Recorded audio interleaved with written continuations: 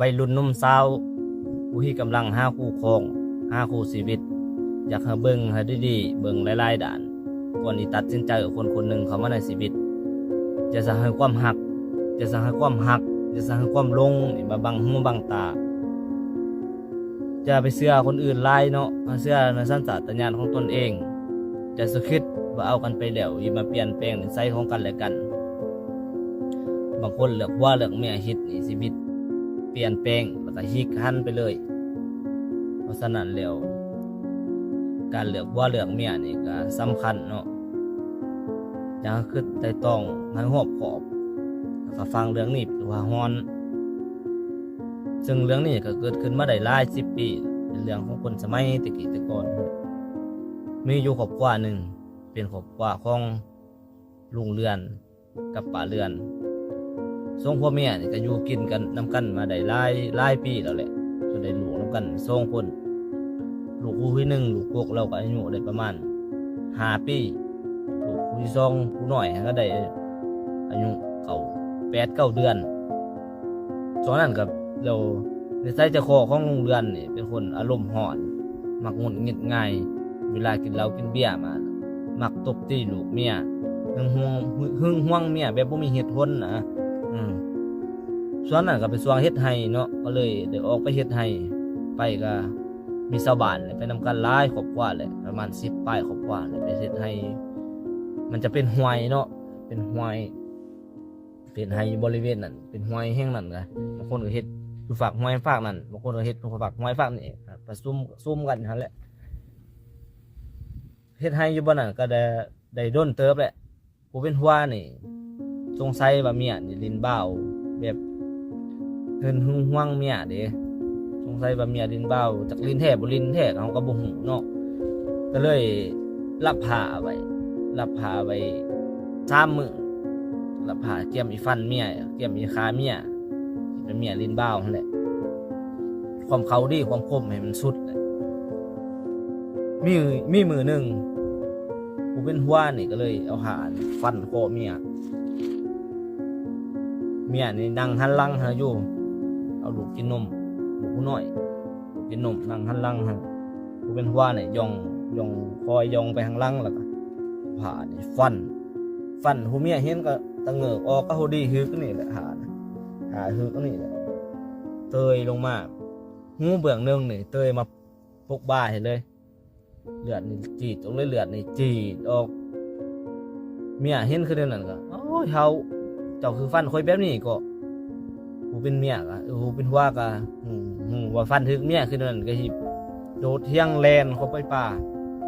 เสียงบกเบรกบากไว้ห้องขึ้นผู้ลูกก็ให้ได้ชาวบ้านอยู่เฮียก็หมอกก็หิบแลนมาเบิ่งมากก็เห็นเนาะเลือดนี่ไหลสะว่าละฟันชาวบ้านก็มาเบิ่งหลังจากนั้นเมียเราก็เงินลูกหน่อยหัวกินนมแหละบุญนึงเราก็หลบฟุบลงแบบเลือดออกลายแบบบ่หูกำจังเลยเขาก็เลยไปหาหมอหมอมาเบิ่งแหละไปหาหมอเอาหมอมาเถอะว่าหมอมาฉีดยาห้ามเลือดเอายายังใส่มันก็บ่ทันเนาะเลือดออกลาย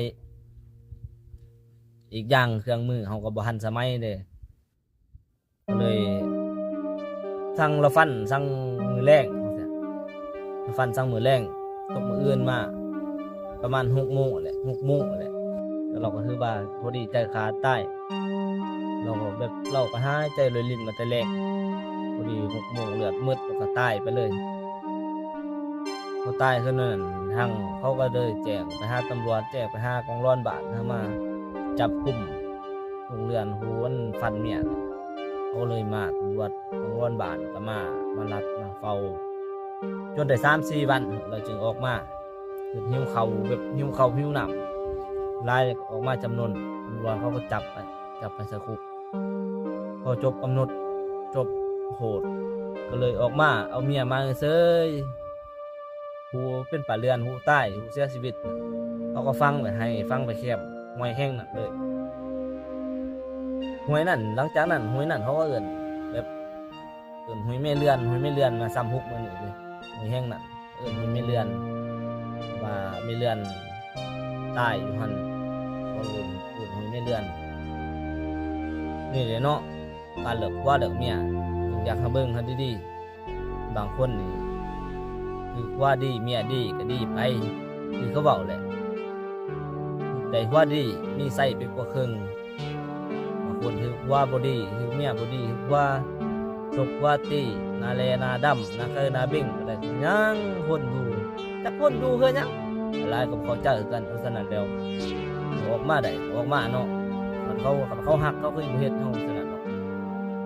ตีเทื่อนึงว่ามันต้องมีขัง2ขัง3เพราะมันเคยตีแล้วมันสิตีตลอดออกมาได้ต้องออกมาขนาดพ่อแม่เฮายังบ่ตีปานนั้นเนาะว่าเลิกเมียก็อยากให้เบิ่งให้ดีคือหลายเบาเลยก็เป็นเรื่องราวของหมดหลายได้นำมาเล่าในคลิปนี้ถ้าทุกคนมักคนที่เราได้ก็สามารถตำหนิติชมก็ได้ถ้าคนมีเรื่องเล่าเรื่องเล่าที่อยากฝากมาให้หลายเราก็สามารถติดต่อมาได้เด้อพบกันในคลิปต่อไปบ๊ายบาย